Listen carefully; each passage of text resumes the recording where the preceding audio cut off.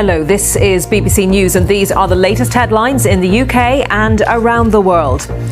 Germany joins the US in sending new weapon systems and munitions to Ukraine to fight Russian forces in key targets. Meanwhile, British officials say it's increasingly evident that sanctions imposed on Russia by the West are affecting the Russian economy. As thousands of British holidaymakers are hit by flight delays and cancellations, the government blames airlines and operators for overselling tickets, and there are warnings the disruption will get worse.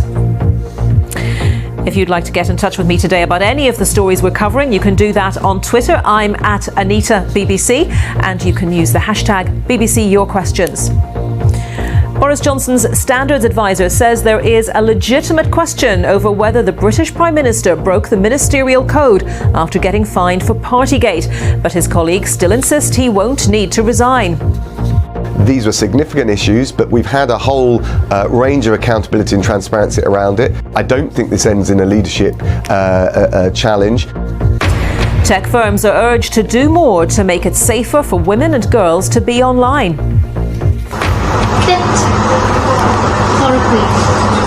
And from fine china to special fish and chips, we go on a whistle-stop tour to see what merchandise has been created to celebrate the Queen's Platinum Jubilee.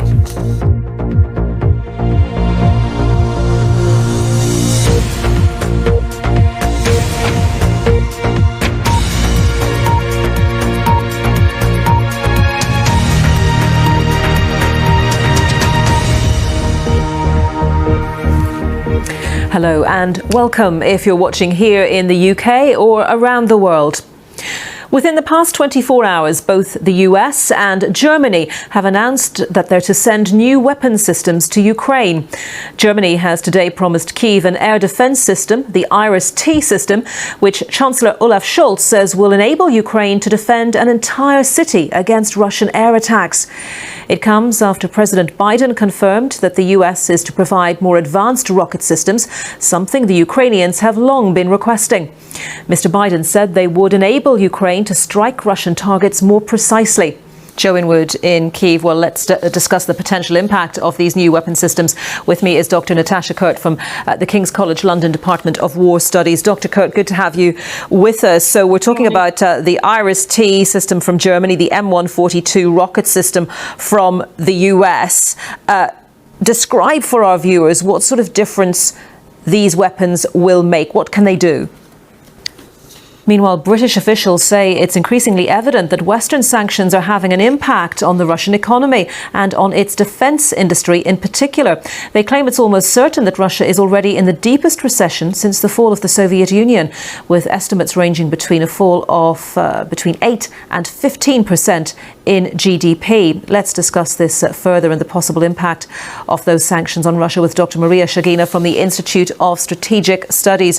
Dr. Shagina, thank you for joining us as well. And I do want to pick up, given the conversation I've just had with my last guest, on the impact of these sanctions on the defence industry in particular, as the West starts to supply new weapons to the Ukrainians. Are these sanctions going to have an impact, or already having an impact, on Russia's ability to respond militarily?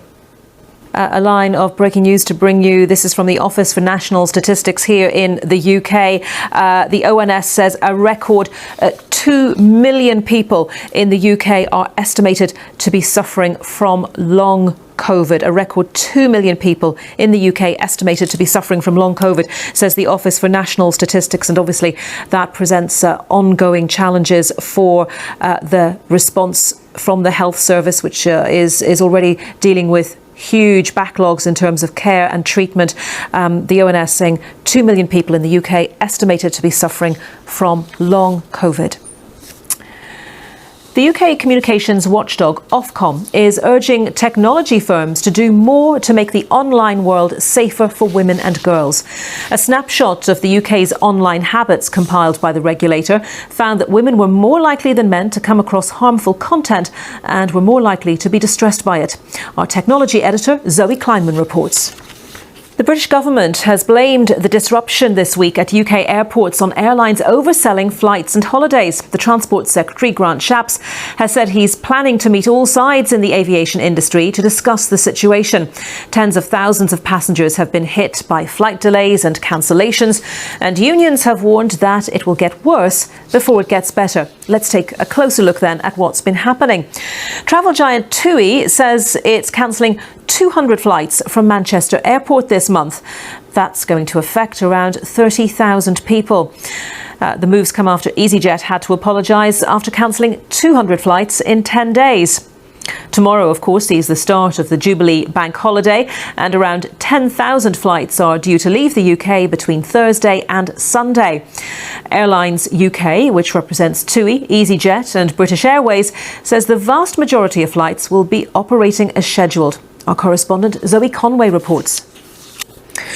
Boris Johnson has insisted he's not in breach of the ministerial code after his ethics advisor, Lord Geidt, said the Prime Minister's fine for breaking lockdown rules raised legitimate questions about whether he'd failed in his duty to comply with the law. Mr Johnson said the fine wasn't in breach of the code because his rule breaking hadn't been intentional. In his annual report, Lord Geidt said the Prime Minister had repeatedly ignored his advice to set out his case in public. It's reported he had threatened to resign over the issue, but in the last hour, Downing Street has denied those reports. Well, our correspondent Jonathan Blake is in Westminster monitoring what's happening, and I asked him what impact Lord Geidt's comments will have on the Prime Minister's future. Some breaking news just coming into us that the West Ham defender Kurt Zouma has been ordered to carry out 180 hours of community service and banned from keeping cats for 5 years after he admitted kicking and slapping his pet cat. Video footage of that incident where he kicked his cat across the floor of his home was widely viewed online, and he was brought to court under charges of animal cruelty. He admitted kicking and slapping his pet cat in the court, and now Thames Magistrates Court has sentenced him to 180 hours of community service. He's been banned from keeping cats for 5 years. That's the West Ham defender Kurt Zouma. That news just into us. 180 hours of community service, banned for keeping cats for 5 years. Now, residents of Shanghai, China's most populous city, have been celebrating the easing of the coronavirus lockdown restrictions. 25 million people were forced indoors for 65 days at home or lived in tents outside their factories to keep some production going. Basic public transport services are resuming and shops are reopening, but dining out is still banned, and most children will not return to face-to-face schooling yet. Strict water restrictions come into effect today for millions of people in California as the US West Coast continues to experience a crippling drought that many predict will get even worse during the summer. This report is from Sophie Long. Here in the UK, many people will be getting together for the Queen's Platinum Jubilee and celebrating with street parties from tomorrow. Preparations for events at Buckingham Palace are also underway, from where our correspondent Helena Wilkinson joins us. And Helena, absolutely wonderful view from where you are. Tell us what's going on. Yeah, I mean, you can't get much better than that view, can you, Anita? Buckingham Palace behind us. There is a lot of hammering still going on and drilling over there behind us. But this is really going to be the focal point of the Jubilee celebrations once they get underway tomorrow. People are already gathering ahead of the 4-day bank holiday weekend, and the celebrations get underway tomorrow. Helena, thank you very much. Helena Wilkinson there. Now, from fine china to fish and chips, the Platinum Jubilee is making its mark everywhere, and it's great news for businesses as we're expected to spend more than $400 million over the royal weekend. The BBC's business reporter Nina Warhurst has been on a whistle-stop tour to see what's being created for this once-in-a-lifetime occasion. Now, I love fish and chips as much as the next person. I'm not quite sure, though, about blue fish and red chips. What about you? Now, the West Yorkshire city of Bradford has been chosen as the UK's City of Culture in 2025. The people behind the bid estimate the title could bring in an extra £700 million to the area and create 3,000 jobs. Danny Savage reports. And a very big congratulations to Bradford. Now, they're one of the biggest bands in the world, and earlier the K-pop powerhouse BTS came to the White House to highlight the issue of hate crime against Asian Americans. And hi, we're BTS, and it is a great honor to be invited to the White House today to discuss the important issues of anti-Asian hate crimes, Asian inclusion, and diversity. Well, after that brief news conference, the group met President Biden to discuss the issue. The K-pop group are well known for using their music and their enormous fan base to speak out on social issues.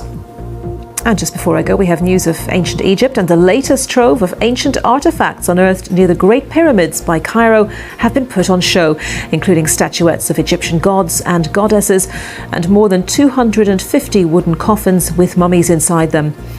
These treasures will be moved to the Grand Egyptian Museum, which authorities hope to open near Cairo's Giza pyramids later this year. And you're watching BBC News. It's bye from me. Have a good day.